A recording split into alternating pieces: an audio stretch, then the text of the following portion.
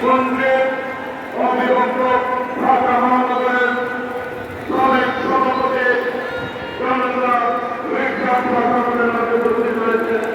আমরা কর্মচারী অভিনন্দন জানাই আমাদের মধ্যে উপস্থিত রয়েছেন সবাই মধ্যে আমাদের সকলের সদস্য